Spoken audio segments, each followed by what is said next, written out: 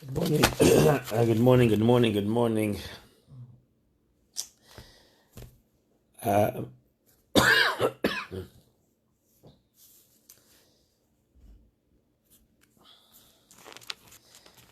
this is a Maamar that the Rebbe said in Tafshim Membeis in 1982.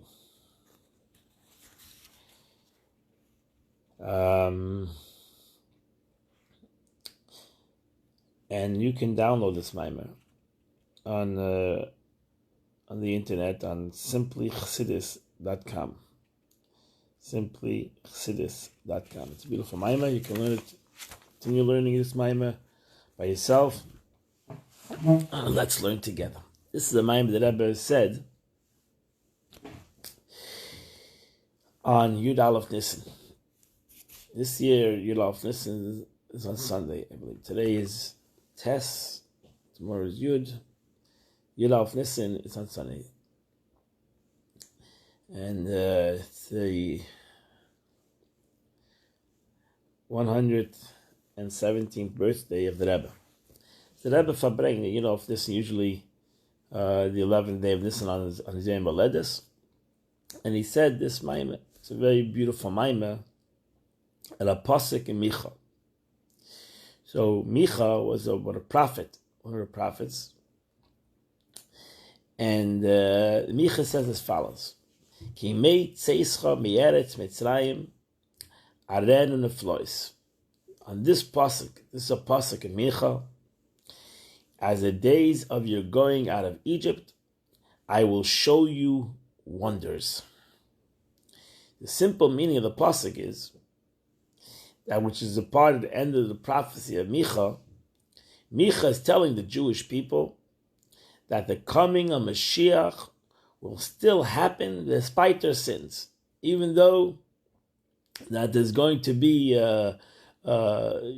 Jews that are going to be not going to be so perfect in the time of coming of Mashiach. But I'm going to show wonders. I'm never going to take the Jewish people out of Golus. Mashiach will come.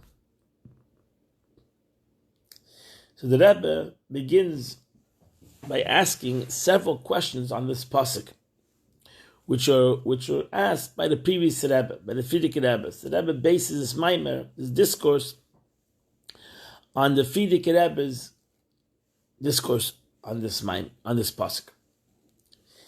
So the Rebbe says, "Kimei tzeis chameretz Mitzrayim."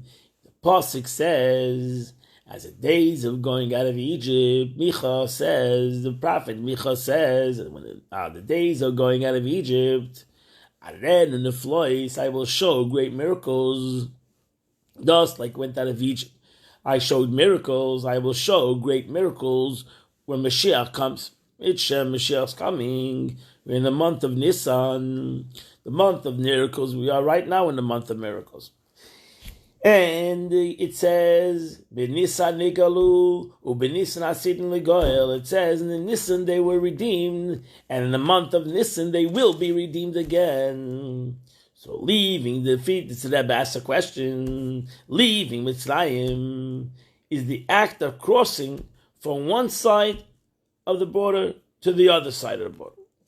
And as Jews crossed the border on the first day of Pesach, Jews left Mitzrayim. The first day of Pesach, the 15th day, they left Egypt. The first day of Pesach, after the plague of the firstborn, which happened on Chatzos, which happened on midnight on the 14th of another midnight, the 14th of Nisan, and they left on the 15th day. This can be seen in the psukim, which after the mitzvah of remembering leaving Mitzrayim, remember this day on which you left Mitzrayim. And in order for you to remember the day of your departure from Mitzrayim. So we all know, we celebrate Pesach this coming week on the 14th at night, because on the 15th day we left Mitzrayim. So the question is asked, if the Jewish people left Mitzrayim in one day, Why does the pasuk use the plural days of going out of Mitzrayim? Kimei tseischa. Why does Micha use the word as the days of going out of Mitzrayim? It should say as the day you went out of Mitzrayim. Why does Micha use the plural word in this pasuk? Simple explanation of our pasuk is that the wonders which will take place in the final Geula, the wonders that are going to take place in Mirz Hashem when Mashiach comes today, Be'ezrat Hashem, in the final Geula will be comparable to the wonders that the Jewish people experienced when they left Mitzrayim. That's a simple meaning of the pasuk. That we're going to have, that all the stories that you read, that we read in the Torah, about the going out of Mitzrayim, all the unbelievable nisim that happened when the Jewish people left Egypt are going to happen today. Going out of Golus, going out of exile, it's going to happen the same thing now. However, it's clear from many other psukim and sources in the Torah, Shabbat, and the oral law, that the redemption of our current Golus be much higher than the redemption of Mitzrayim. We know from many other places that the Gula Asida, the ultimate redemption out of Golus, which will merit, is going to be much higher than going out of Mitzrayim. We have in the Haggadah, we have a whole question. Will we mention Mitzrayim when Mashiach comes? Yetzias Mitzrayim. Will we mention Yetzias Mitzrayim? Will we sit down? The question is, will we mention? Will there be a need to sit down when Mashiach comes? Will there be a concept of remembering Yetzias Mitzrayim when we had when in the Geula, the ultimate redemption is going to be on a much higher level, on an unbelievable redemption that the going out of Egypt is going to be overshadowed. And we know that that's a fact. And that's why you have to say a pirush in the Haggadah. We have to make an interpretation that no, that we're going to remember Yetzias Mitzrayim even after the going out of Golus, even after the ultimate redemption, even after the coming of Mashiach, we'll still mention Yetzias Mitzrayim. Because going out of redemption of Mashiach is going to be higher. Redemption from Mitzrayim was followed by other Golus. And the proof is in the pudding, so to say, that after Yetzias Mitzrayim, there were other exiles. The Jewish people went into other exile. They went into exile again. So we see that the redemption was not a complete redemption. But by redemption, when Mashiach will come, we know the prophets say that it's going to be a redemption she'ein achrei golus. It's going to be a redemption that never comes after it another exile. Why? Because it's going to be a complete redemption, a total redemption, that nothing will happen afterwards. We're going to be redeemed. Mashiach's going to come. We're going to build the Beis HaMikdash. That's why it says that the Beis HaMikdash Hashlishi, the third temple, will be Nitzchias, will be an everlasting temple. So you see openly a very big difference between the going out of Mitzrayim, which after the going out of Mitzrayim, we went into exile again. And when Mashiach comes, we're going to go out of Golus, and it's never going to be Chas v'Shalom a Golus again. But our redemption will be eternal and will not be followed by another Golus. That's the promise of the prophets, that our Golus will never be, our going out of Golus will never again be a Golus again. The final Geula, the final redemption, will be so far superior than the Geula of Mitzrayim, that according to one opinion in the Gemara, we won't even mention the Geula of Mitzrayim. As I told you, just mentioned before. once Mashiach comes, we're not going to even mention Yetzias Mitzrayim. Why will there be a need to mention Yetzias Mitzrayim?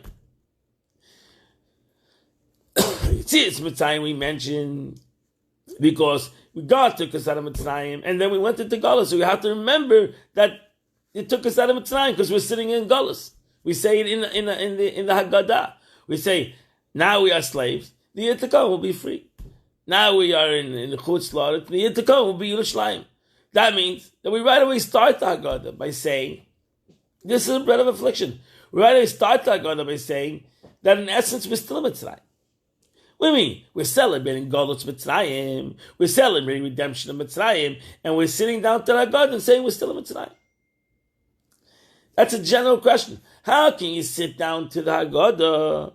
How can you sit down to a time of redemption when you're still in Golus? And that's a whole different question.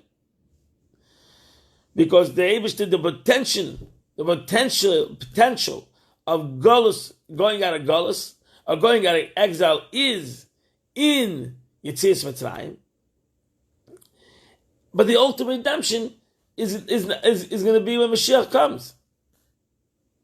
So we all started off with going out of Mitzrayim, but the completion of the whole avodah, going out of Golus, going out of exile, the coming of Mashiach, is the completion of the whole avodah of creation, and of going into Mitzrayim, and going out of Mitzrayim, and going into the exiles of Jews went in after that.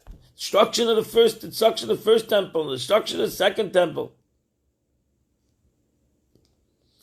And then ultimately, the whole purpose of that whole service is going to be completed by going out of Golus. Going out of Golus, the coming of Mashiach. So that's going to complete the Aveda. So what do we need to mention? Something that is part of the Aveda when it's to be completed and it'll be done. We want to mention the Golus Mitzrayim in the third paragraph of the Shema in the times of Mashiach. Although we're not going to mention it. Even an opinion that states that we will mention Gula of Mitzrayim in the time of Mashiach is only this opinion because of the interpretation of the pasuk. As I said, you say it in Haggadah, Kol Yemei Chayecha Lahavi Le'Meisa Mashiach. So if it wasn't for the pasuk, if it wasn't that we have a pasuk that tells us that we're going to mention Yetzias Mitzrayim in the time of redemption of Mashiach, we wouldn't take a mention. It wouldn't make logical sense. When you have to have a pasuk, that means sometimes it doesn't make logical sense. I have to have a pasuk to tell me that I need to mention Mashiach. I need to mention Mitzrayim, Yetzias Mitzrayim, even after the coming of Mashiach. So I need this pasuk to tell me after the Gula, after the redemption, Mashiach's going to come, I'm still going to mention Mitzrayim. But without the pasuk, they would be seemingly agree that the Geula from Mitzrayim should not be mentioned in the Shema after the coming of Mashiach.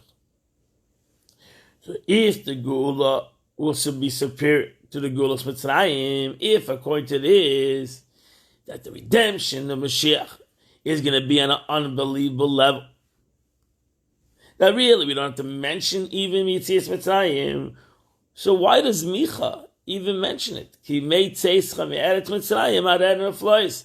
As the days are going out of Mitzrayim, I will show you miracles. Why does our pasuk describe the wonders that will take place during the final Geula, the going out of the final redemption with Mashiach, comparing them to the wonders that took place during the Geula of Mitzrayim? So we have to comprehend what is the connection between why would Micha mention in general the going out of Mitzrayim, that the going out of when Mashiach comes, it's going to be like the going out of Mitzrayim. It's going to be far, far, far greater. The Rebbe goes deeper.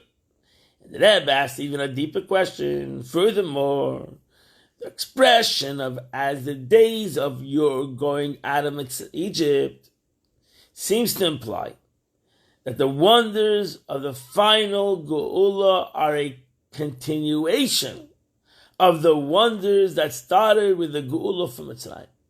The wonders.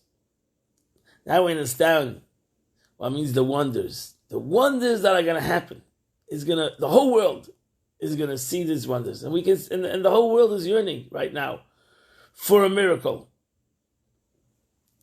It's getting deeper. It's getting tougher, and that's what it says: before the light comes, greater darkness. It's getting darker out there. The world is suffering harder, and there's going to be such a mess. The wonders are going out of Mitzrayim. There's going to be such a mess, it's going to wake up the whole world. Because it's hard to contemplate. How is God, when you read the prophets, and you read the Rambam, and it says that the Eibush is going to wake up the world, and the world's going to recognize the glory of God and the miracles of HaKadosh Baruch Hu. Now we can see the world is waiting for a miracle. The world needs a miracle. And I believe that we're going to see this ness. We're going to see a miracle. We're going to see a ness. I'm going to show a miracle. I'm going to show a miracle. That this miracle, nobody's able to deny it. Nobody's going to be able to deny this ness. That's the promise of Micha, and that's going to be able to wake up the world.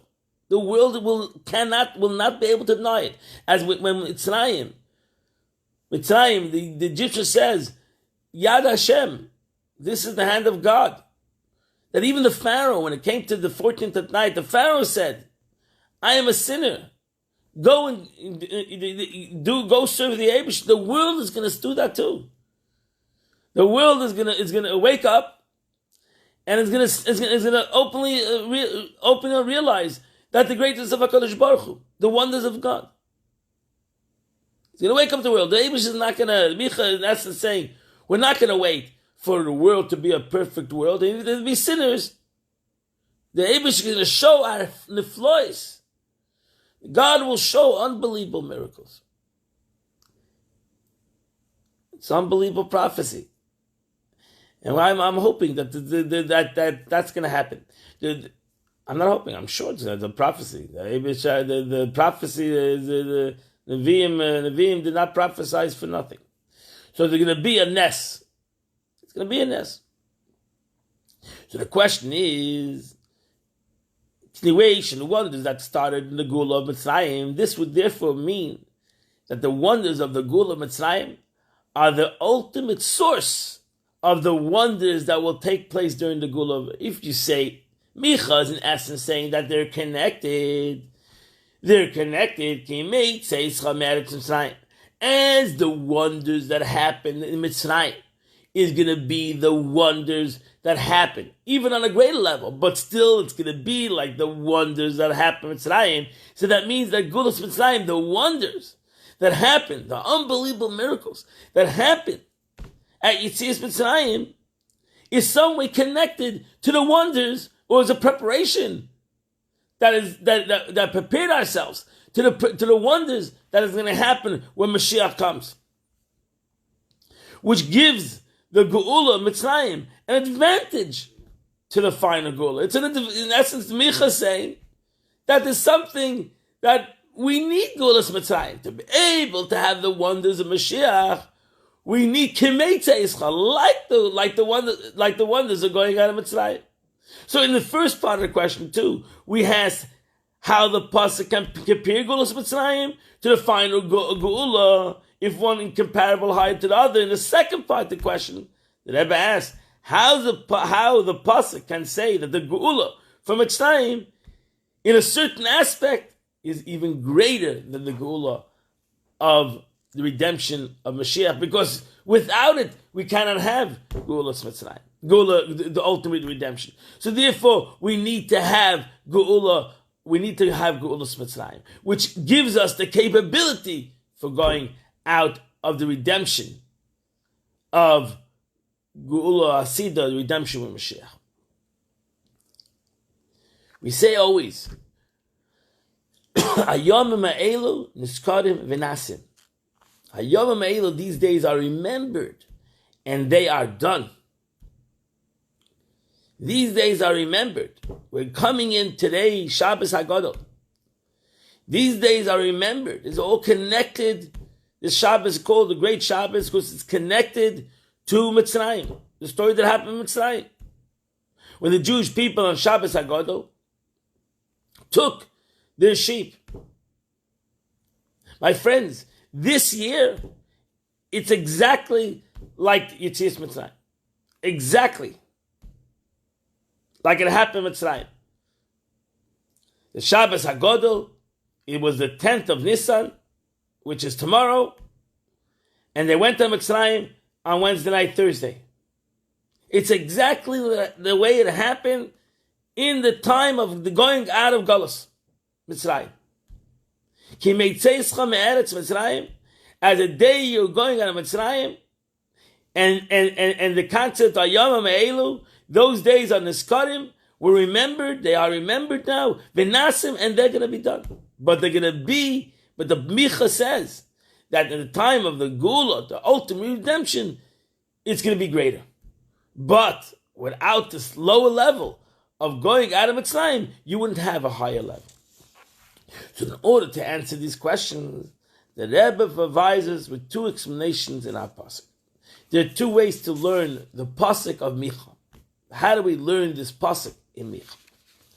So the Rebbe says the simple meaning of the pasuk interprets ki may, like, just like.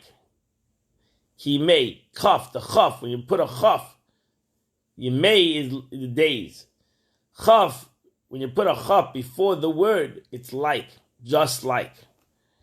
And compares the two geulas, just like the days of your departure of Egypt, I will show you similar miracles in the final redemption. Kimei, just like. An alternative reading of the pasuk interprets the chaf in kimei in comparison to, and reads quite differently. In comparison to the days of your departure from Mitzrayim, I will show you wonders. According to this explanation, the wonders of Li Mitzrayim were normal compared to the wonders that will happen in the final Geula. If it's just like, then it's going to be just like. Just like going out of Egypt, there was unbelievable wonders. There's going to be when you're going out of Mitzrayim. If it's in comparison, when you say something is a comparison, then it's only a comparison. I got to give you a mashal. I got to give you a comparison. But what's happening now is going to be much greater. I'm only giving you a comparison. I'm only giving you some kind of mashal, some kind of example, some kind of sign. But the situation that's happening is much greater. The revelations, the miracles that's going to happen now is going to be greater. Can then combine the two explanations as follows. Even though the wonders of the final Gula will be generally comparable to the wonders of the Gula of Mitzrayim, the first explanation, the wonders of the Gula of Mitzrayim will appear normal when compared to the infinitely greater wonders of the final Gula, the second explanation. So the Rebbe says we can put it all together. We can make a package deal. That even though the wonders, they are connected, the wonders of the Gulas Mitzrayim are generally incomparable to the wonders of going out of Mitzrayim, but at the same time, they're going to be unbelievable greater. So we have to understand what is going to be the greatness of Mashiach, even incomparable to the going out of Mitzrayim. What happened at the going out of Mitzrayim that we celebrate every year? Not only we celebrate every year, but as the Alter Rebbe, we learned the previous Maamar. And the Alter Rebbe says you need to celebrate it every day. In every generation, And every single day you had to celebrate the going out of Mitzrayim. So what the Rebbe explains, this advances the wonders of the final Geula according to Kabbalah. So we're going to learn what is going to be the greatness of going out of Golus, Mashiach, according to Kabbalah. So the Rebbe explains, when the Jews were in Mitzrayim, they descended to a very low spiritual level. It says that if God didn't take them out of Mitzrayim in that second, the Jewish people will never get out of Mitzrayim. So it's written. And God needed to take them out of Mitzrayim. That's one of the reasons brought down why it says that Abishah took them out of Mitzrayim himself. Because nobody else could have taken them out of Mitzrayim. It was impossible. They were even Moshe Rabbeinu tried to talk to the Yidden. They couldn't hear. It's a famous pasuk. They were so mushka, they were so deep into this Golus that they couldn't listen. It was impossible for them to listen. And the only one who could break through this was God himself. God broke through the Jewish people at Mitzrayim. And that's why, again, we say it every Yontiv, Pesach, we say, Ata Bechata. God chose the Jewish nation. It was not for any reason that God chose the Jewish people at the time of the going out of Mitzrayim. The Abishah chose them, and God took them out of Mitzrayim. So Kabbalah refers to the level of unholiness as 49 gates of the other side, 49 gates of impurity. And explains that Jews has sunk all the way down 49 levels. This means that all the 7 emotions, each one is inclusive in all 7, right? Because you have 7 emotions, 7 times 7 is 49. That's why the Jews were asked, and we still do it till today, Sfiras Oyma, the Abishah, I'm taking you out of Mitzrayim. But that doesn't mean that you have elevated yourself from the 49 levels of impurity. And therefore you need to count the Oyma. And you need to count 49 days. So that when you, just like you are 49 levels, you were you were steeped into the 49 levels of impurity. That means you took each of your midah, each of your character, your attributes, and you broke them down 7 into 7. You broke them down 7 into 7, 40. You went down from one level to the other level to the other level, God forbid, and you reached the lowest level of impurity. So the Jewish people were asked to start their ascent, that they after the descent into 49 levels of impurity, they would start their ascent back to the level of holiness. And they went back 7 times 7 is 49. On the 50th day, they received the Torah. We were driven by selfish desire rather than holy desire. That's what happened. We became Egyptians. When Hashem took the Jews out of Mitzrayim, this enabled them to restart refining their emotions to focus them on holiness. This 49-step process, the Eibishter created a 49-step process from then until today. That we count the Yoma. We start to refine our midas. We start to refine our character. This 49-step process of refining the 49 levels of emotions took place immediately after the departure from Mitzrayim, during Sfiras Oyma.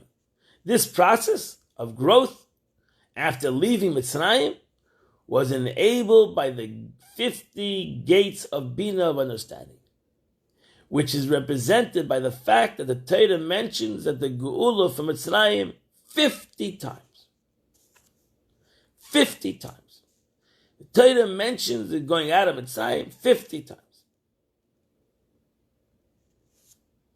So we have another concept over here, the gates of understanding. So in general, the gates of understanding, the gates of Bina, how a person understands impacts his emotion. We all know, Alter Rebbe says in Tanya, that understanding, right? You have three levels in the concept of seichel. You have three levels, right? You have seven emotions. In Tanya, you have seven emotions and three levels of intellect, three concepts of intellect: Chochma, Bina, Das, Chabad. Chochma, wisdom; Bina, understanding; and Das is knowledge. So you have the highest level is Chochma, is wisdom. The next level is understanding. Chochma comes down into understanding.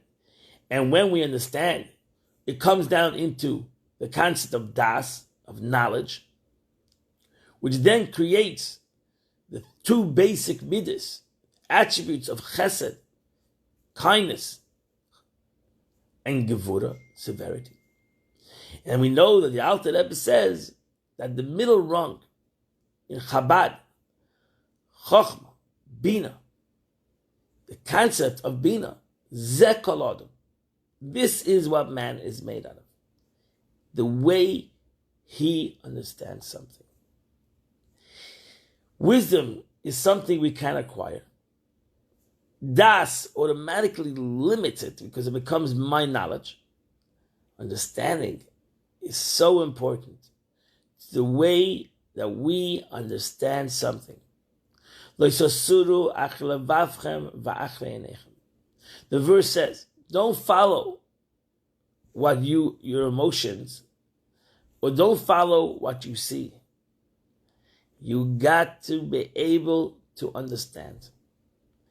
Hamavdil ben kodesh l'choy. To be able to make differentiations. Ben oy l'choshech. To be able to differentiate, in my understanding, the difference between what is holy and what is unholy. The difference between the difference between light and the concept of darkness. The way I comprehend something, understanding, the way I understand something, that is the most important thing. The way I differentiate it. Because ain't they same Shabbos? Every person understands something differently. 10 people can see a thing. 10 people can learn a Maamar or read a pasuk, and we understand it different. We see in the Gemara, Tanoim, Amoraim, both read the same pasuk, and they're arguing over the pasuk. Hillel and Shammai. Siddur explains that Hillel understood everything through Chesed, and Shammai understood everything through Gevurah. Their understanding changed their emotions. The way they understood it, because Shammai was more neightor to Chesed, he understood everything in the Chesed. Some people can see something and they could see the positive, and some people will only see the negative, because that's the way their minds, their understanding is formed. And therefore we need to take our understanding and work with our understanding to be able to understand things differently. Nun Shari Bina. 50 levels of understanding. 50 gates of understanding. We need to work on our understanding. If we would work on our understanding, the way we comprehend something, we would have better midas. But it's very hard to change a midah when I cannot change and rectify the way I comprehend things, the way I see things, the way what I see is worked out in my brain. You should know exactly. You should know in general, it says when somebody sees something, he sees it upside down. Not an eye doctor. They say you see it upside down and the brain flips it. The brain has to flip it. They must have made biologically that my brain sees something one way, and then in my brain it changes it. So he made lechatchila that the brain needs to change it. If I would see it the way my eye sees it, I would see it upside down. So they say. So the brain needs to flip it. The brain needs to take everything that I see and that I hear and needs to do something with it.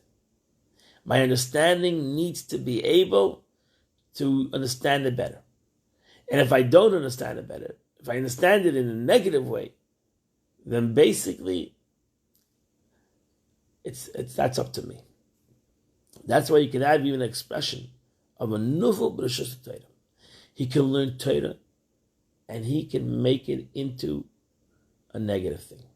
How is it possible to take the Torah, which is holy and godly, and to be able to interpret it as a negative concept? Famous story of the Alter Rebbe and his son, the Mittler Rebbe. The Alter Rebbe would read the Torah every year, and it came to the Techachas, which was the curses, so to say, in the Torah, the warnings, the curses of the Torah.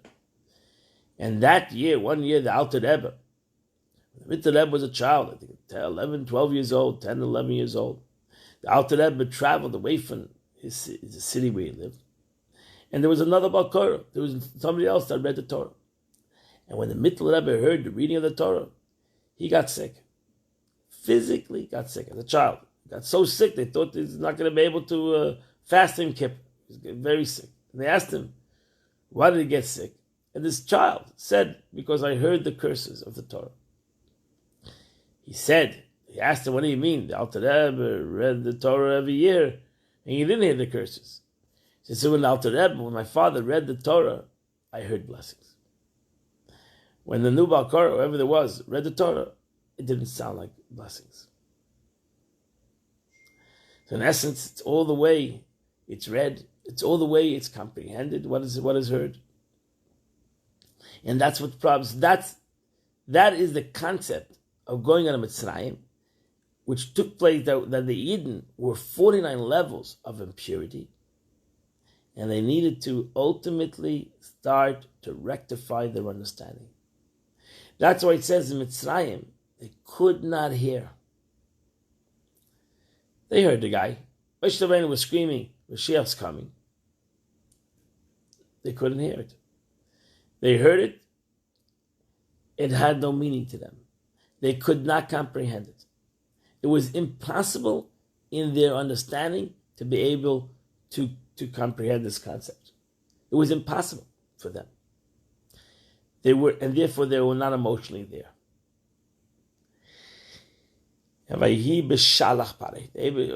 had to be chased out of Mitzrayim because they were not there. They were chased out of Mitzrayim.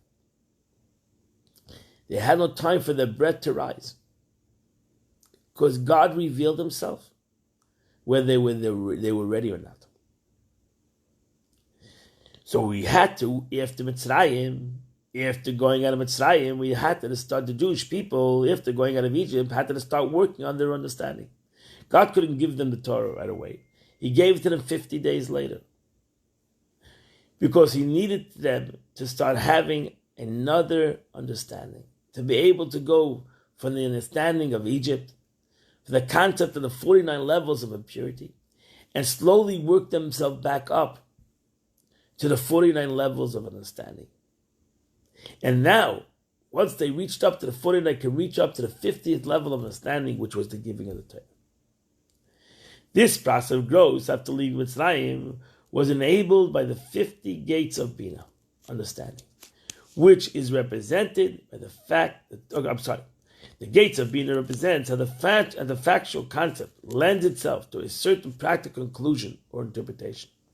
The 49 emotional gates of Bina represent how the concept can lean towards various conclusions, strict gevura or lenient chesed, and we have the capability to rectify that concept.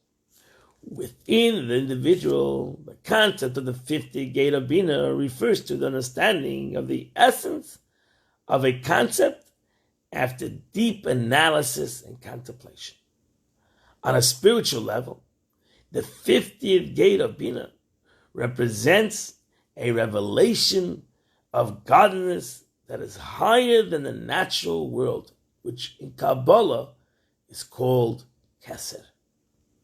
This supernal revelation of godliness enables the Jew to refine himself from the 49 gates of the other side after they left Mitzrayim. So now we understand in a Kabbalistic concept the aspect of going out of Mitzrayim. The concept of going out of Mitzrayim was the breakage of their bondage to impurity, and ultimately reaching up to the crown Keser. That's why it says that at Matan Torah they had crowns. God gave them not one crown, He gave them 2 crowns. And that is symbolic of what Matan Torah accomplished. If the Jewish people worked on themselves to get out of 49 levels of purity and to reach the 49 gates of emotional understanding of godliness, they then received the 50th gate, which is the gate of wisdom, the gate of Keser. And that's why God gave them physical crowns, spiritual crowns, which they lost 40 days later at the Golden Calf. They lost their crowns because they missed the point. They received these crowns of glory at Matan Torah after 49 levels, and they blew it 40 days later. So the 50 gate of Bina have 3 levels of revelation. The 50th gate of Bina has 3 levels. Lowest level, it's a little Kabbalistic, hang in there. The lowest level of expression is how they reveal through Malchus. Kabbalah, this refers to as Sitra de Yuvla, the side of Yovel, the final year, the 50-year of agricultural cycle. We know that there's a concept in the Torah, just like we have the 49 to 50 gate. The Eibishter established that in the world, that there will be 7 years of Shemitah. 7 times 7 times 7, 7 years times 7, It's 49 years. And the 50th year is the year of Yovel, the year of Jubilee. Everybody goes free. All lands are free. Every slave goes free. Everything returns to its source. Everything returns to where it began. In a physical way, the Torah, in essence, says that what is the concept of Keser? What is the concept of the 50th year? We can learn it in the laws of the Torah. What is the concept of Jubilee? What is the concept of 50? Which draws down into Malchus and not the Yovel itself, which is higher than Malchus. So then we have the aspect of the accomplishment of the 49 years, and we completed the 49 years, which is the 49, the last midah, the last attribute of the 7 last year cycle is Malchus. The concept of Malchus, which that is where all the midas, all the lights are refined and rectified, and then we go to Yovel. That's why the 50th year, Yovel, it's very interesting, but in a practical way, the 50 is part of 49, but it's separate. The 50th day, Shavuos, is really part of the 49 days of the Yoma, because you can't have 50 without 49. But Shavuos is separate. We don't count the Yoma on Shavuos. So Shavuos is a Chamishim Yom, is the 50th day, but it's not the 50th day. It's a day on its own. We don't count 50 days. Yovel also is the 50th year, but it's after the 49th year. It's a day, it's a year on its own. Yovel, it's a year of Jubilee. It's something above and beyond. So it's part of it, but it's something greater. Like Keser is part of the crown of the king, but it's higher. The second level is that the 50 gates are revealed in the sphere of Bina itself. The way these 50th gate, the way it comes down into understanding. So the way it's higher, and the way it comes down into it, into understanding. How 50, the 50th day, the 50th gate, the 50th year, the way it affects into the other 49 days. Third, the highest level is our 50 gate are included within the 50 gate itself. The highest level of Keser, which is called Atik, specifically the highest level of Atik, which is Pnimis Atik. As explained above, the 50th gate is the revelation of the essence of godliness beyond the natural order of creation. From the perspective of this level, the created world is merely a revelation of godliness and has no independent existence whatsoever.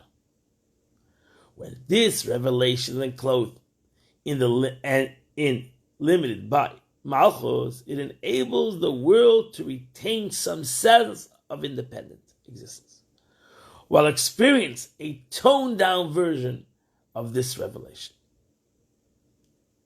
So Malchus has the capability to take this higher level and tone it down so that the world can comprehend and have a taste of Keser, have a taste of the unlimited. That's the ultimate refinement. The ultimate refinement of our guf, of our 49 levels, which is our 7 midas, the 7 attributes, 7 character traits that God gives each and every one of us. We have the capability of refinement of that 7 attributes, not only to refine it, to reveal within it its own capacities and its own potential, but we have the capability that through the refinement of our character traits, through the refinement of our vessel, which is our character traits, we reach up to be able to receive within it an oir, an understanding that's even higher than its own potential. To reach up to be able to reach up to Shara Bina, to reach the 50th level of Bina, which is Matan Torah. So that's the beauty of Torah. Matan Torah. Matan Torah is something that we receive. Moshe Kibel Torah Messina Masora. He gives it to us. It's a gift. After 49 rectifications, we receive this gift. The gift of the Torah, which is higher than us, which we can comprehend. And we all understand that the level of Torah that we comprehend, the gift that we were given, has within it something that is supernatural, something that is so godly that I can comprehend, but I can at the same time comprehend. I received a level of higher than comprehension, and it gives a much deeper refinement to my existence, because it gives me a concept of wonder. It gives me an aspect of an niflino anivam. The Torah gives us the capability to uplift ourselves, to see things in a total different level. Not only to be able to see things in a positive way, in our own positive existence, but to see things the way God sees things. To be able to see the true light, the true goodness in everything in the world. To be able to see the way God sees the goodness in the world.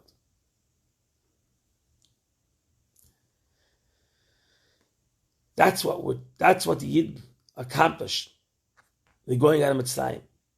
They went from the lowest level of impurity, the lowest level of being totally mushka, totally embodied in the world, and totally connected that they couldn't hear a word. Not they couldn't even hear a godly word. They couldn't hear a godly word from Moshe Rabbeinu. They couldn't hear it. They heard it. They could not hear it, but Shema Yisrael. When we say the Shema today, Shema Yisrael, we have to hear. Hear, O Israel. The Lord is our God. The Lord is one. These are very deep Kabbalistic concepts. The Lord is our God. Hashem Elokeinu. The Lord is one. These are great Kabbalistic aspects, highly spiritual concepts. What am I just supposed to hear it? Am I just supposed to just hear? No, I'm supposed to v'ahavta. If I hear this, I'm supposed to love the Eibishter. It has to create a ava b'chol levavcha, with all my heart, b'chol nafshecha, with all my soul, u'b'chol meidecha, with all my might. So I have to hear. I have to hear in a way that I comprehend, that I understand, that my character has the capability, my vessel has the capability that through this hearing, I have the capability to create a love of God. If it just goes in one ear and goes out the other ear, if I just hear something, but it doesn't resonate in my mind is busy with something else. I heard it. I said it. I heard it. But I just heard it as a fleeting moment. Because I just heard it, and I just went right through, that I really didn't hear it. Shema Yisrael, hear, O Israel. I need to be able to refine myself. And that's really the avodah of tefillah, a prayer where I refine myself. And I then, through my self-refinement, I have the capability that what I hear, what I'm saying, when I say it, hear, O Israel, the Lord is our God, the Lord is one. I hear it. And the expression Yiddish, I dead had it. I don't know how to hear it, but it resonates with me. My vessel of understanding has the capability to comprehend it. Not only to comprehend it in what it says simply, but to be able to comprehend it in a deeper level. The oneness of HaKadosh Baruch Hu. The oneness between Yud Kei Vav Kei, which is the infinite concept of godliness, and Elokeinu, which is the way God comes into the nature, the physical reality. How God, the infinite aspect of God, that above understanding, and that is within understanding, is Echad, Hashem Elokeinu, Hashem Echad. Those two concepts are one, and I can comprehend that. That will create an unbelievable love of God. And that's what the Jewish people said. That's why we can understand that right before Matan Torah, God asked the Jewish people. That's the Moshe Rabbeinu. Go ask the Jewish people. Just like he told them in Mitzrayim. Go talk to the Jewish people. God before Matan Torah said to Moshe Rabbeinu, go ask the Jewish people if they want to receive it or not. And then the Jewish people answered, Naaseh v'nishma. We will do and we will understand. Kabbalah HaTorah, ki ish echad, b'leiv echad. They received the Torah like one man, like one body, because they reached that level. The Jewish people reached that level. They broke their bondage. And now they had the capability to listen. And now they had the capability to rectify themselves, to elevate themselves. And they reached the level that the Jewish people said, Naaseh v'nishma. We will do and we will understand. Kabbalah HaTorah. The receiving of the Torah. This was an unbelievable elevation of the Jewish nation. And that was the aspect of going out of Mitzrayim in the times when the Jewish people went out of Mitzrayim many, many years ago. Now we're going to come to the coming of Mashiach. And what means the coming of Mashiach to us today? If you understand what I just said, some little Kabbalistic. I don't want to get lost in the Kabbalah. I'm not a Kabbalist. And now the Rebbe relates back to the adventure, the wonder will take place to the final Gula. But we are out of time. I don't want to, went an hour today. And we're going to do this next week. you're going to have to hear this Maamar. Or just go to simplychassidus.com. Download the Maamar. It's going to blow your mind away.